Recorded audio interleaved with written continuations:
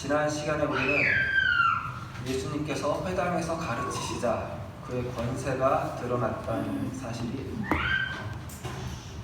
예수의 사역에 담겨있는 모든 하나님의 나라, 하나님의 다스림, 하나님의 통치가 드러날 것이며, 그렇게 하나님의 통치가 드러나자, 하나님의 권세가 드러나자 그에 대항하는 세력이 드러내질 수밖에 없다는 사실을 살펴보았습니다. 그리고 그렇게 드러난 그 세력은 놀랍게도 하나님의 율법을 해석하는, 하나님의 율법을 맡은 자들로 여겨지는 서기관들과 같은 세력이라는 것을 살펴보았습니다.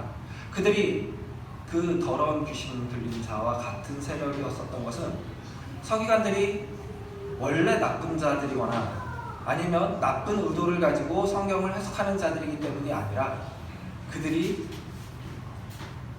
하나님의 율법을 해석하는 방법에 있어서, 아니면 하나님의 율법을 해석하여 적용하는 데 있어서 어떤 잘못된 태도가 있기 때문이라는 사실을 살펴봤습니다. 그리고 오늘 본문에서는 그 잘못된 태도가 어떤 것인지, 그리고 그들이 그렇게 하나님의 율법을 유대사회에 구현하고자 하는, 유대사회가 하나님의 법이 완전하게 충실하게 지켜지는 사회가 되기를 갈망하는 그들의 이상이 현실에는, 유대라는 현실에 적용이 될 때 어떤 모습을 갖게 되는지, 그리고 그게 유대 사회를 어떤 모습으로 만들어 가는지를 보여줄 것입니다. 다만 그렇게 보여주는 것뿐만 아니라 그렇게 현실에 담겨지는 그들의 이상이 어떻게 예수와 충돌하는가, 보다 정확하게 어떻게 예수의 권세, 하나님의 나라와 다른가를 보여줄 것입니다. 그래서 지난 시간에 살펴보았던 성경 해석의 차이, 가르침의 차이 정도로밖에 보이지 않았던 갈등이 사실은 훨씬 더 깊은 갈등을 가질 것이며 훨 더 건널 수 없는 강과 같은 큰 차이를 만들어낼 것이라는 암시가 오늘 본문에 담겨 있고요. 그렇게 큰 갈등을 향하여 나아가는 긴장이 구축되는 단계이라는 것을 확인하게 될 것입니다. 그런데 우리는 성경을 보면서 이런 갈등과 긴장을 이렇게 담아서 해석을 보는 것에 많이 부족했습니다. 그냥 성경은 성경이니까, 하나님의 말씀이니까 당연히 받아야 되는 교훈, 당연히 아멘으로 받아야 되는 말씀으로만 봤었죠. 그렇게 오늘 본문을 보면은 어떤 것만 이렇게 드러나냐면은 베드로의 장모가 병고침을 받았죠. 예수님이 병을 고쳐주셨죠. 그랬더니 그 장모가 바로 수종을 들더라 라는 모습을 기록하면서 은혜를 받았으면 감사하고 봉사하고 충성해야 된다, 그 정도 보게 될 것입니다. 그리고 이제 또 35절 이하에 보면 예수님이 새벽에 한적한 곳에 가서 기도를 하셨어요. 왜 예수님은 이 새벽에 기도를 하셔서 한국교회 새벽 기도를 만드셨을까요? 봐라, 예수님은 하나님이 아니냐, 이 하나님이신 예수님도 기도를 하신다. 그러니 우리는 당연히 더 기도를 해야 되지 않겠느냐. 예수님이 새벽 오히려 미명에 하루의 첫 시간을 하나님께 드린 것이다, 우리도 그렇게 해야 된다 라는 이야기만 하게 되죠. 그냥 보이는 대로 해석하고 보이는 대로 적용하는, 그래서 명분만 가득한 해석만 하게 되었습니다. 그러나 마가는 그런 의도로 오늘 이 본문의 사건들을 기록하지 않았고요. 그렇게 해석을 하면은 어떤 걸 놓치게 되냐면은 도대체 예수님은 왜, 하나님이신 예수님은 왜 새벽에 기도를 하셨을까? 그 새벽에 어떤 내용으로 기도를 하셨을까는 없습니다. 관심 밖입니다. 그냥 기도했다, 기도하자라는 것밖에 없다는 거죠. 그럼 예수님은 왜 새벽에 기도를 하셨을까요? 오늘 그걸 추적해 보려고 해요. 그걸 추적하려면은 다시 이 본문에 담겨있는 마가가 이 마가복음 1장 후반부에 담아놓은 갈등, 그리고 그 갈등을 통해서 이루어지고 구축되어가는 긴장을 확인하면서 가야 됩니다. 오늘 본문에 세 가지 사건이 나오죠. 하나는 회당에서 나와 베드로의 집에 가신 예수님이 베드로의 장모를 고치신 사건, 그리고 해가 저물어 베드로의 집 앞에 몰려든 온 동네 온 모든 병자들, 귀신 들린 자들을 고치는 사건, 그리고 새벽에 예수님이 기도하러 가신 사건이 순차적으로 나오는데요. 이 첫 번째 사건은 예수님이 회당에서 가르치신 후에 바로 곧 베드로의 집에 가셔서 베드로의 장모를 고친 일입니다. 그런데 이 동일한 사건을 기록하는 다른 복음서 마태복음과 누가복음을 살펴보면은 그 고치신 방법이 살짝 다른데요. 마태복음에서는 예수님이 이 베드로의 장모의 손을 댔더니 병이 나았더라고 기록하고 있습니다. 그리고 누가복음에서는 예수님이 베드로의 장모가 열병을 걸렸는데 열병을 꾸짖으시니까 열병이 떠나갔더라고, 병이 나았다고 말씀하고 있습니다. 그런데 마가는 손을 잡아 일으키셨다고 기록하고 있죠. 이렇게 큰 얼개에서는 같은 사건을 기록하는데 세부적으로는 내용이 다를 때는 도대체 누구 기록이 옳은 기록이야, 누구 기억이 더 정확할까를 따지는 것이 아니라 이 기록한 사람들이 보는 관점이 다르구나, 이 사건을 대할 때 중요하게 생각한 것이 다르구나, 그래서 강조점이 다르구나, 그렇다면 그 다른 부분에 어떤 강조를 두었다면 의도가 있을 것이다 하고 성경을 보는 것이 성경을 보는 좋은 방법입니다. 마가가 예수님이 베드로의 장모의 병을 고칠 때 손을 잡아 일으키셨다고 기록하는 것에는 어떤 의도가 있다는 것입니다. 그런데 이날은 어떤 날이죠? 안식일이에요. 안식일에 예수님이 회당에 들어가서 가르치시고 귀신을 쫓아내셨죠. 그리고 바로 곧 베드로의 집에 가셔서 베드로의 장모의 병을 고치셨다. 안식일에 병을 고치는 건 당시 서기관들의 해석, 유대인들의 전통, 장로들의 그 랍비들의 가르침에 따르면 금지된 일입니다. 안식일에 병을 고치는 것은 잘못된 일입니다. 그런데 다만 병을 고치는 것만 잘못된 것이 아니라 손을 잡아 일으키는 것도 안식일에 하면 안 되는 일입니다. 일을 하는 것이죠. 그러면 마가는 왜 굳이 예수님이 안식일에 하면 안 되는 일을 했다고 기록하고 있을까요? 그것도 두 가지만. 손을 잡아 일으킨 것, 병자를 고친 것. 그냥 만약에 누가처럼 열병을 꾸짖어서 열병이 떠나갔다, 나았다 그렇게 하면은 그래도 손을 잡아 일으킨 일은 아니니까 논란의 여지는 없을 텐데, 그럼에도 불구하고 손을 잡아 일으켰다는 말을 한 것은 예수님이 안식일을 어겼다는 걸 고발하려고 하는 것일까요? 그건 아니겠죠. 예수님이 안식일을 재해석하신 것입니다. 마치 회당에서 예수님의 가르침이 새로운 가르침, 권세 있는 자의 가르침과 같았던 것처럼 예수님이 안식일에 베드로의 장모를 고치신 일 또한 손을 잡아 일으키셔서 병을 고치신 것 또한 새로운 권세, 새로운 가르침이라고 말하는 것이죠. 예수님에게 안식일은 이런 것이다, 예수님이 해석한 안식일은 이런 것이다 라는 것이죠. 이 말은 다시 말해서 서기관들이 말하는, 유대 장로들이 가르쳤던 안식일의 규정, 안식일의 규례, 안식일의 전통은 잘못된 것이다, 틀린 것이다 라고 말하는 것이죠. 안식일은 십계명 속에 담겨있죠. 안식일을 거룩하게 지키라, 안식일을 지켜 거룩하게 하라 라고 출애굽기 20장과 신명기 5장에 나와 있습니다. 그런데 이렇게 안식일을 거룩히 지키라, 안식일을 지켜 거룩하게 하라는 말씀 뒤에는 어떤 말이 나오냐면, 너희가 엿새 동안 열심히 일을 하고 일했째 일곱번째 날에는 아무 일도 하지 말아라.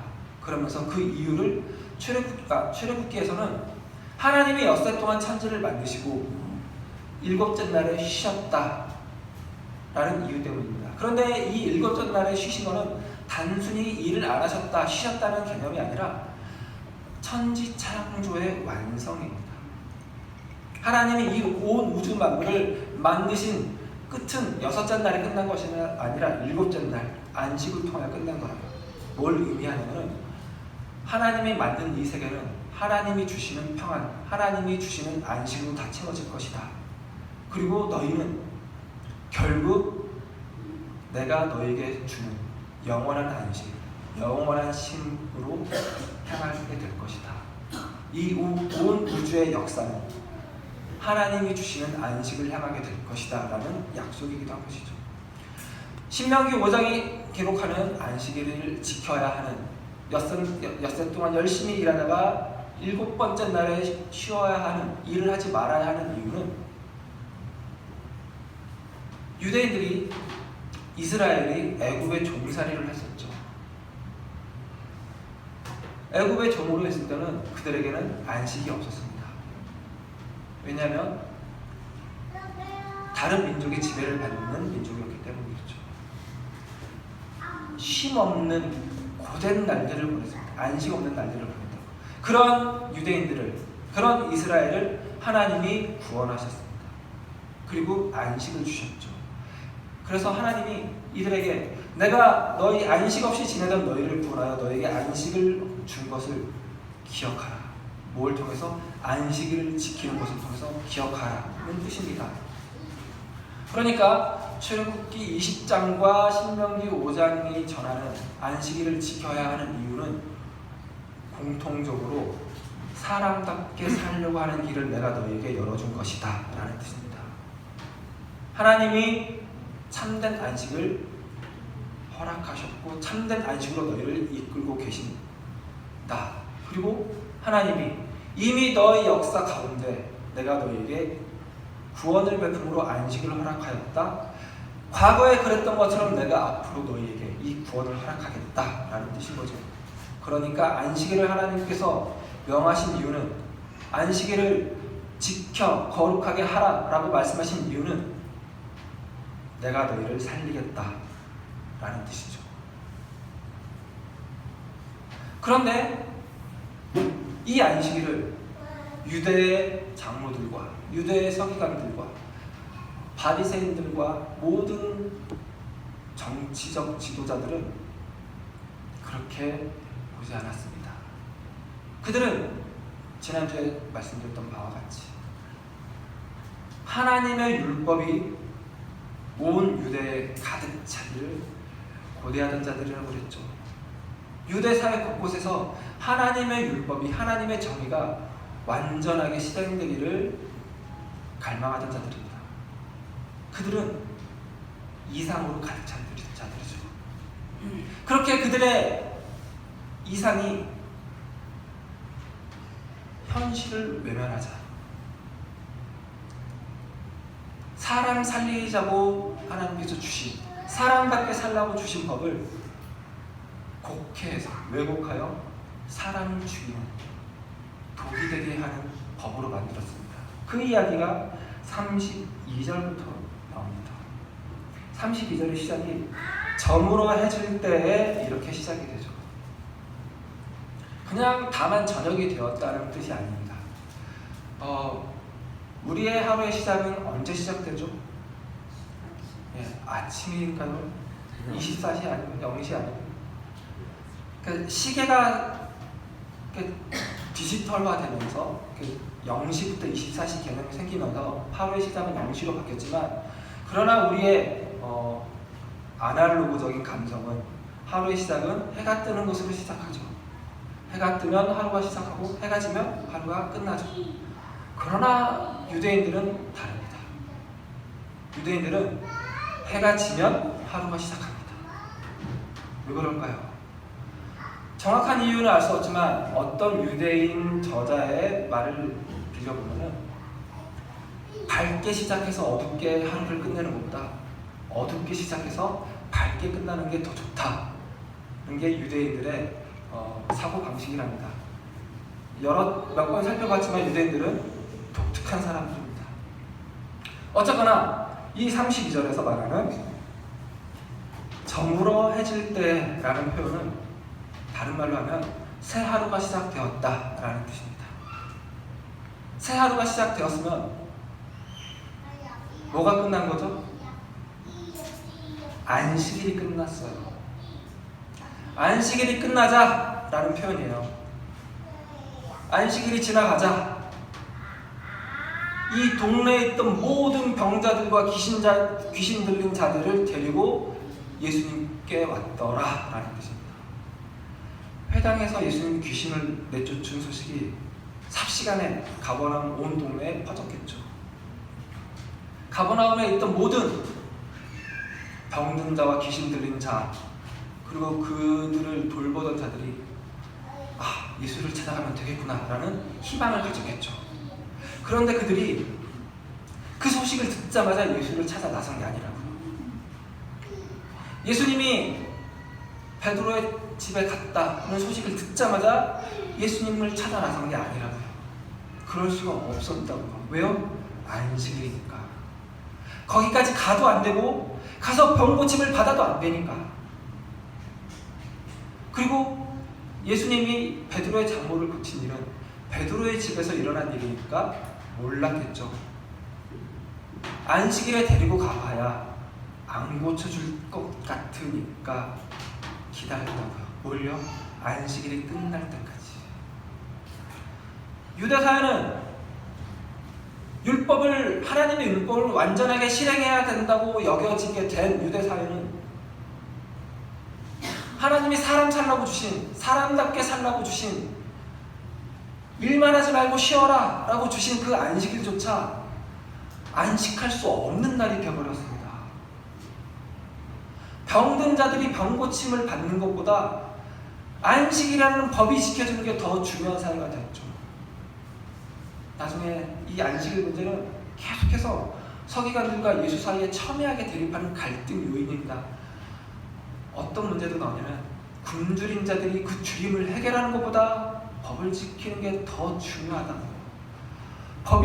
율법이 그 율법을 주신 하나님조차도 하나님이 지으신 사람에게 사람 위해서 주신 법인데 법을 위한 법이 되어버렸다.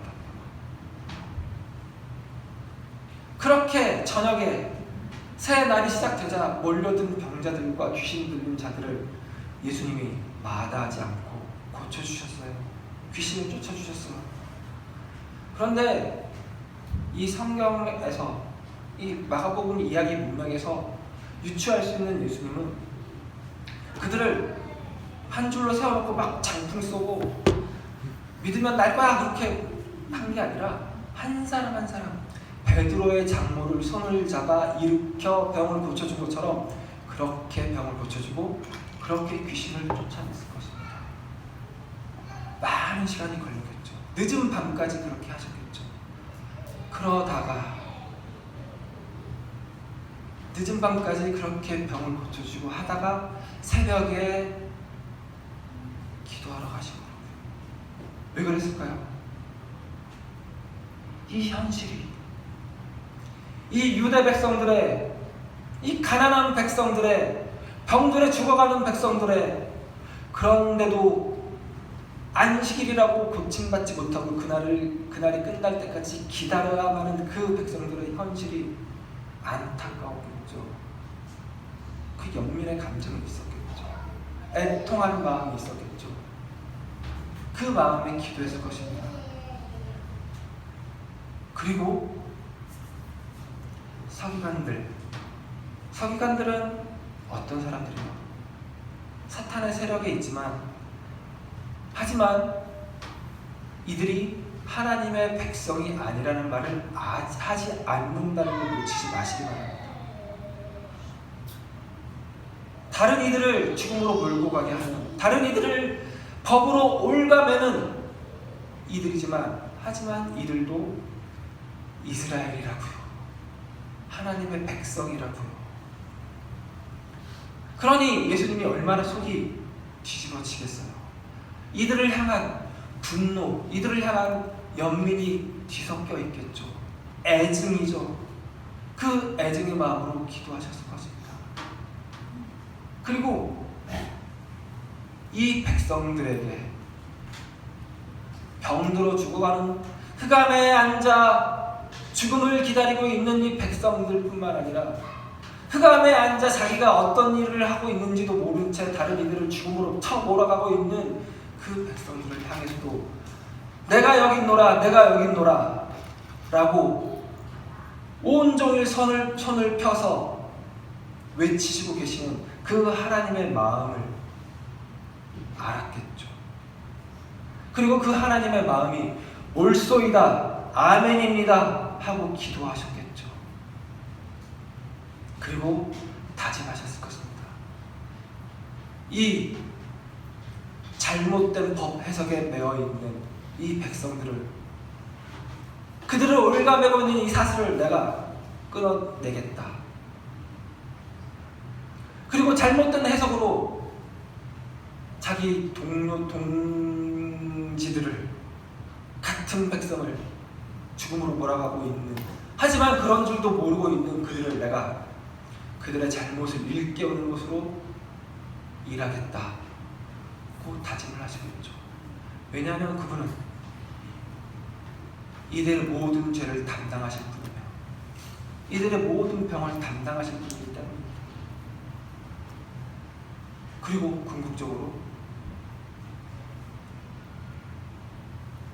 이상에 사로잡혀서 하나님의 법을 왜곡하게 만드는 옛 시대, 죄와 죽음이 거짓으로 왕노릇하던 옛 시대는 때가 찼기 때문입니다. 끝났기 때문입니다. 하나님의 나라가, 새 시대가 도래했기 때문입니다. 하나님의 다스림이 예수 그리스도의 모든 가르침과 모든 행위를 통하여, 모든 사역을 통하여 밝히 드러날 것이기 때문입니다. 그 일로 예수님이 왔다고 선언하시기 때문입니다. 교회는 대단히 이상적인 공동체이며 동시에 대단히 현실적인 공동체입니다. 교회에서 하는 말들은 대단히 추상적인 말들, 추상 명사로 가득 차 있습니다. 아까 오늘 우리가 했던 찬양도 생각해 주실까요? 처음에 1절이 뭐였죠? 감사가 넘치면, 사랑이 찬양이 넘치면, 또 뭐 있었죠? 기도가 넘치면 얼굴이 환해요. 얼굴이 환해요? 정말 환해요. 그건 틀린 말은 아니에요. 이상이죠.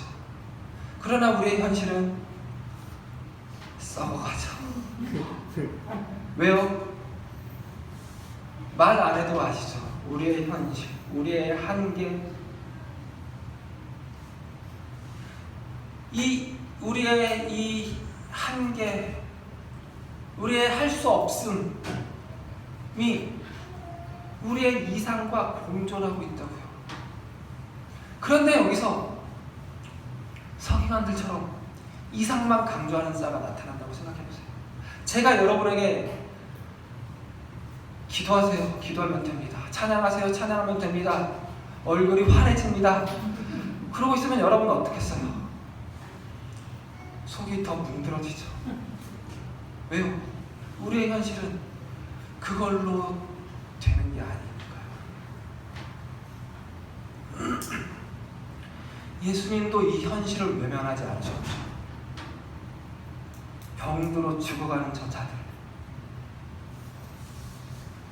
안식일이 끝나기를 하루 더 기다리는 게 진짜 말 그대로 목숨을 내거는 일과도 같은 이들, 그들의 현실을, 그래서 병이 나야만 하는 현실, 귀신이 내쫓아져야 하는 현실을 예수님이 외면하지 않으셨다, 무시하지 않으셨다고요. 그 현실 위에 하나님의 나라가, 하나님의 말씀이, 하나님의 권세가 들어온 거라고요. 우리도 그래야죠.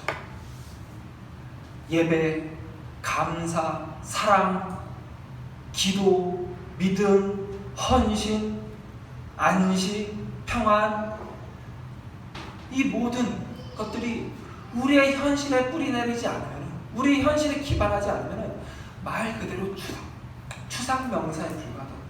우리랑 아무 상관이 없는 말들이라고요. 오히려 우리를 올가매는, 너 왜 기도 안 해? 사랑 안 했지? 용서 안 했지? 이런 거밖에 안 된다고요. 하지만 우리가 우리 현실에 기반하여 우리 현실에 뿌리 내려 이것들을, 이 하나님의 이 이상들을, 이 좋은 가치들을 추구한다면 진짜로 우리 일이 이루어질 거라고요. 그럼 현실을 인정하는 게 뭐라고요? 자기 스스로 알잖아요. 내 현실, 내 부족함, 내 한계, 마음은 원의로 돼 몸이 따르지 않는 그 현실 아시잖아요. 그 현실 여러분 집에서 매일매일 겪잖아요. 좋은 부부가 되고 좋은 부모가 되고 좋은 자녀가 되고 싶은 그 이상은 있지만 그 이상을 24시간 내내 이뤄내지 못하는데 현실 아시잖아요. 그런데 그 현실은 나만의 현실이 아니고 옆에 둘러보세요. 뒤를 둘러보세요. 우리 모두의 현실이라고요. 그 모두의 현실을 하나님이, 예수님이 너 왜 그래 하지 않으시고 외면하지 않으시고 부정하지 않으시고 그 현실 위에 하나님의 나라와 하나님의 말씀과 하나님의 권세를 주셨다고요. 왜냐하면 그 하나님의 나라, 하나님의 말씀, 하나님의 권세는 우리의 현실을 바꿔가실 만한 능력이 있기 때문이죠. 우리가 그렇게 우리의 현실에 기반을 두고 서로 용납하는 자가 되고 서로 배려하는 자가 되고 서로 사랑하는 자가 되기로 한다면 우리 교회는 보다 더 그 이상적인 공동체가 되며 동시에 현실적인 공동체가, 더 현실적인 공동체가 되어갈 것입니다. 그러는 동안 우리 성도님들 되시기 바랍니다. 기도하시겠습니다.